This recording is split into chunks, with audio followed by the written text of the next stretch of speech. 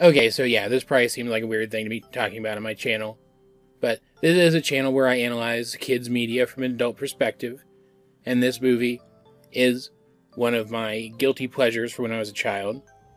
After all, anyone who follows me on any of my primary social media, mostly my Tumblr, should know at this point that I really love dogs. I have 3 of them who hang out with me in my office every day as I'm working. I have dog stuffed animals and figurines displayed throughout my entire office and living space.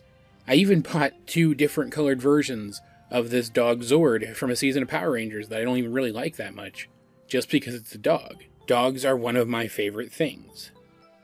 So of course a movie all about how dogs are the protectors of humanity is going to appeal to me. I also have a fondness for movies from this era. This is one of those very late 90s, early 2000s, everybody's a secret agent, anyone can be a hero kinds of goofy action movies. Just with dogs as the main characters, or most of them anyway. It's a movie pretty much tailor-made for me, because even at the time that this movie came out, I liked those kinds of movies. I was one of the people who were the entire reason why movies of that kind were popular for a while. They were kind of my jam. So I thought it'd be fun for the channel to revisit this movie as an adult and analyze it a little more critically. See if it still holds up, in my eyes at least, because I'm not going to make any sort of claim that this is technically a good movie. It's not. It's not going to win any awards. But I'm also not going to make any claims that this isn't a fun movie, because I had a lot of fun revisiting this. I don't know that I'm going to go out of my way to buy a copy or anything, or that I'll rewatch it regularly, but revisiting this was a lot of fun. Especially considering that there's enough lore in this movie that I actually had to sit down and think a couple of times, why did this happen the way it did? And there were reasonable explanations within the movie, because the lore of it is intricate enough and thought out enough that's just the case. Like, for example, at the climax of the movie, after the main dog protagonist makes a mistake and the villain gets away, we see that another character placed a tracer on his car. Yes, the villain, who is a cat, has a car in this movie. It's very good. It's a very good movie. And for a second, I asked myself, well, why didn't she just come out and help the other character? Why'd she put a tracer on the car instead? But it makes sense, because just popping out and confronting the bad guy at that point wouldn't have actually done anything. But putting a tracer on the villain's car allowed them to find the villain's lair, so that the final climax could happen and they could save the day. Like, this is a movie that is fast-paced enough and there's enough happening that kids are just... They're just going to have fun with it. They're going to get swept up in it. But there's also stuff worth thinking about in here. And I will die on the hill that this movie's climax is actually really solid. Like, it's a good movie climax. A whole bunch of stuff comes together in the climax of this movie in really clever and intricate ways. First of all, let's talk about the premise of the movie and then get a couple of things out of the way right away before I delve into why I do think this movie still works. The premise of this movie, and I am not kidding, I swear this is what is actually in the movie, is that in ancient times, cats were not just appreciated or worshipped by humanity. This is, we're looking at things from like an ancient Egypt perspective in this specific context. But cats actually ruled humanity. That's why you see them in hieroglyphs all the time, right? And they were harsh rulers, so dogs, being man's best friend, and this is dogs in the modern sense, by the way, rose up and overthrew the cats and created a delicate balance between the two species in order to keep humanity safe. And now their fight continues behind the scenes to this day. And they use like high-tech spy gadgetry and stuff. It's so dumb, but it's the fun kind of dumb that if you just sit yourself down and allow yourself to enjoy it, it's very hard not to enjoy it. The main antagonist of this movie is a cat called, and again, I swear to God, I'm not making this up, Mr. Tinkles, because this is a cartoon. This is a live-action cartoon. And the villain in this is not really supposed to be taken seriously. Though he talks about killing people a lot for a character who's not really meant to be taken seriously, but this was an early 2000s kids movie, so that makes sense. And he has been antagonizing, indirectly of course, because this is still a behind-the-scenes spy war, right? A family called the Brodies, because their dad, who is played by Jeff Goldblum. Jeff Goldblum is in this movie. And he's not even the only famous face in this movie. There are tons of recognizable actors in this movie, including Alec Baldwin and Tobey Maguire as the two main dog characters. But anyway, the dad is trying to create a formula which will cure, universally, dog allergies. All of them. Every single variety of dog allergy will be cured by this thing. And that makes absolutely no sense. People's allergies are different. That's why certain allergy medication doesn't work for certain people. But it's still an interesting premise for the movie, because that'll allow dogs more access to people and will tip the balance of power. So the dog secret agents, and yes, that sounded weird to say even though I just watched the movie and saw them in it, not only have a vested interest in this guy actually completing his formula, but they think they know why the villain, they don't know who he is yet, they think they know why he wants to stop this, or that he wants to stop this. Because Mr. Tinkles lives with a dying old corporate CEO of a chemical factory using his resources to fund his bid for world domination. And he's been using those resources to send in various hired goons to try to get into the Brody lab, which is also inside their suburban house for some reason. I don't know. That's the one thing about this movie I think is stupid.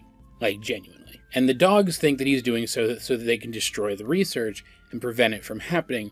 But really, he wants the research for himself. Because I mentioned he's using the resources of a CEO of a chemical company. A guy who specifically makes fake snow.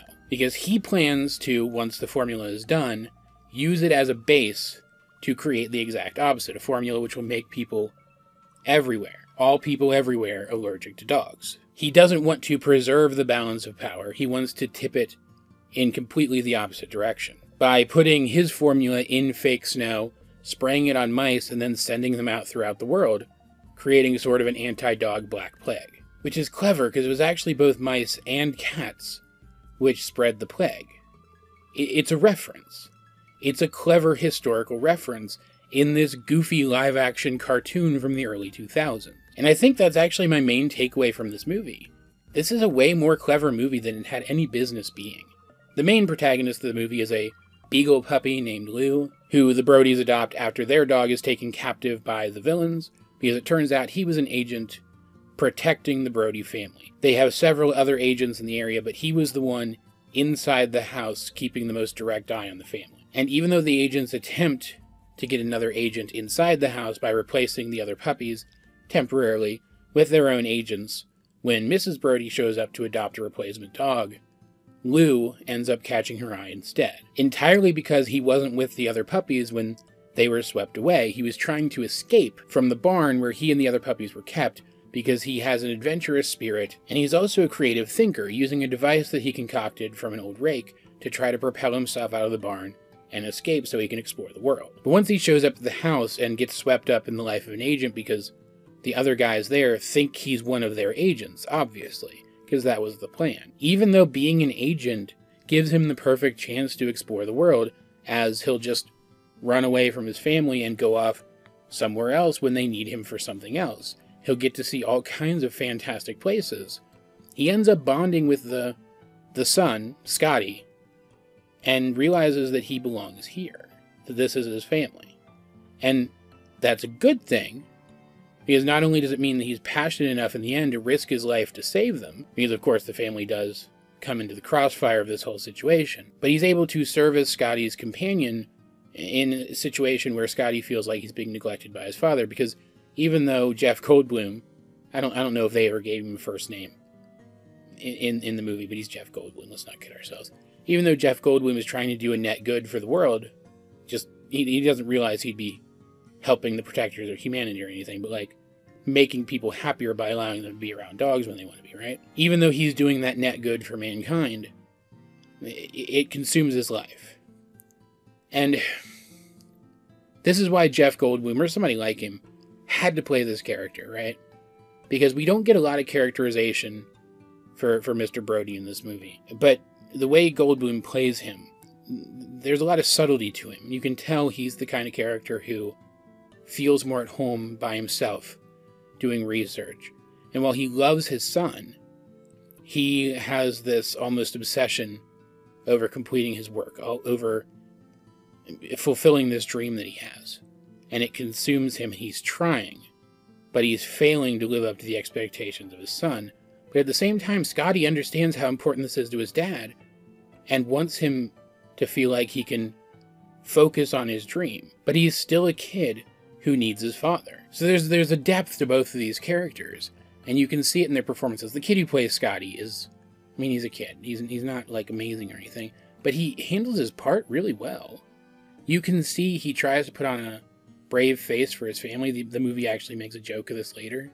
Like, he tries to be grown up for the sake of his family, because his mom is kind of busy too. She spends more time with him than the dad does, but she's got her own thing going on too, right? And so he tries to seem grown up for his family, but when he's alone, you can tell how lonely he is, and that gets to Lou, and the two of them bond and become friends.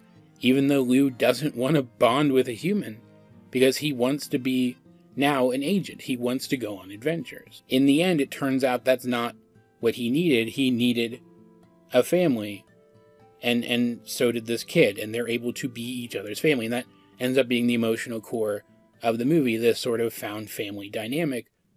While also, at the same time, the dad does learn to be more attentive towards his son by the end, too.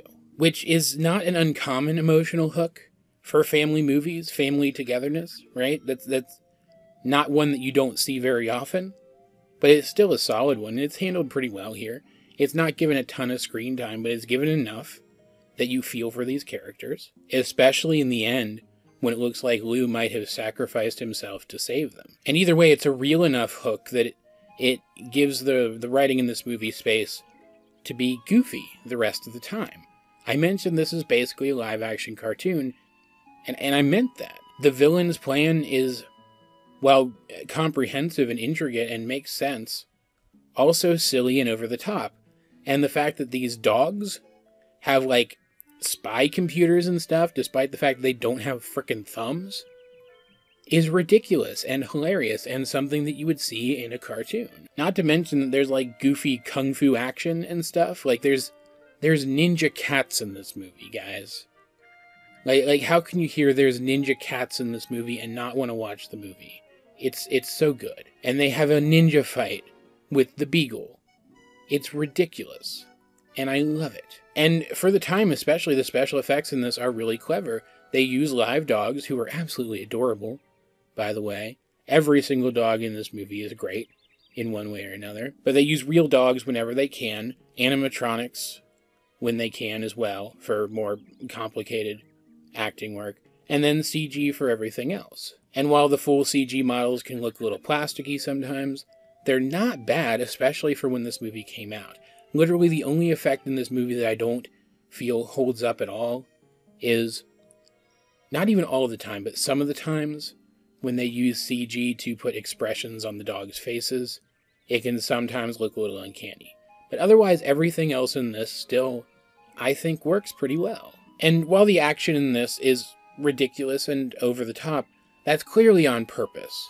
No one was trying to make this movie feel like a serious piece of art. There's a lot of slapstick in this movie, some of which is incorporated into the fight scenes, and it works pretty well. It's very Tom and Jerry-esque. And yet at the same time, the fight scenes have real dramatic stakes. At one point, Butch, who's sort of the older mentor to Lou, who gets his own subplot in the movie that's pretty heavy, even though it is resolved in kind of a pat way.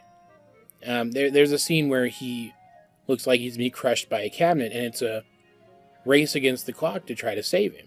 And Lou has to make a tough call and take a risk to intercept the weapon that would have hurt or killed Butch, leading to a silly, over-the-top, slapsticky kind of scene, but one which resolved a tense situation. There's a lot of mood whiplash in this, but it's used for comedic effect. Not well all the time, like sometimes it's not like laugh out loud funny, but you can at least see what they were trying to do, and sometimes this movie does get a solid laugh. It does earn a solid laugh. And at the very least, there's hardly a second in this movie that isn't in some way visually interesting to look at, or else otherwise exciting. And straight up, I love how the solution to the anti-allergy formula is resolved. Scotty and Lou accidentally drop a soccer ball into the lab, which I guess is why the lab had to be in the house, right? Like, narratively speaking, that's like the one reason why the lab had to be in the house. And they knock over some chemicals into the formula that's currently undergoing testing, and end up just by chance creating a stable formula, which sounds ridiculous, and it is. It's stupid. That wouldn't happen. But it symbolizes that this family can only achieve all that it wants to achieve together. And I like that as a message. It's a cool message. That this family is only at its best together. And going back to the subject of humor for a minute, there's even a couple of fart jokes in this movie that work. Like, I usually have a problem with fart jokes because they're usually a sign that your movie is going to cater to the lowest common denominator if a movie has a lot of fart jokes in it. But, like, there's nothing wrong with a little bit of lowbrow humor in a script that's got more complexity to it than that. And so it works here. Just like there's a recent DuckTales episode I reviewed that had a fart joke in it that worked in that context too, because that is a more complex show. Which is not even to mention all of the dog puns. There are so many dog puns in this movie. Like, they aren't dwelt upon. Attention is not really drawn to them. They're just there.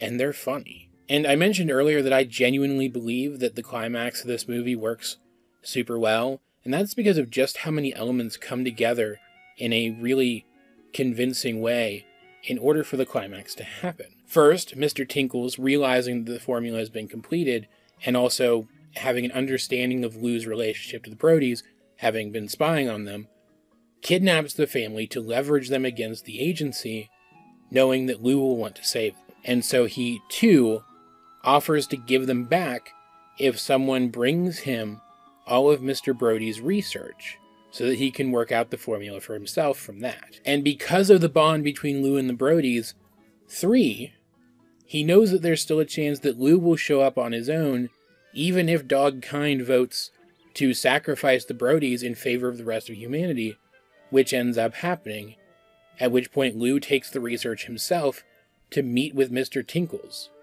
and gets betrayed. At which point 4, Mr. Tinkles, I can't get over the villain to call him Mr. Tinkles, I'm sorry. I want to laugh every time I say it, but at which point Mr. Tinkles does work out the formula for himself. He already has all of the equipment he needs to do so on standby at that chemical lab that he has effectively inherited from his human owner, who he is now impersonating in a pretty convincing way, honestly. It's the kind of thing you guys have to see to believe, but it's actually pretty clever. So that he can, 5, put his plan into effect immediately. He literally has everything he needs already on standby, including the thousands of mice that he requires to spread the formula around. And he's bribed them with something that is too good for them to turn down. Their own continent in his new world, as well as basically as much cheese as they could ever want. Like, it's goofy, because, like, mice don't even really like cheese that much, IRL. But it makes sense in the cartoony context of this movie. Like, this is a villain who, despite being funny in his own right, I haven't mentioned it yet, but Tinkles is a genuinely funny character whenever he's on screen.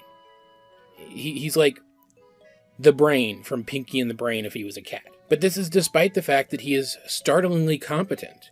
He put together pamphlets for his minions so that they would know exactly what to do as his plan comes to fruition. It's played for comedy in the scene, but it's still really clever.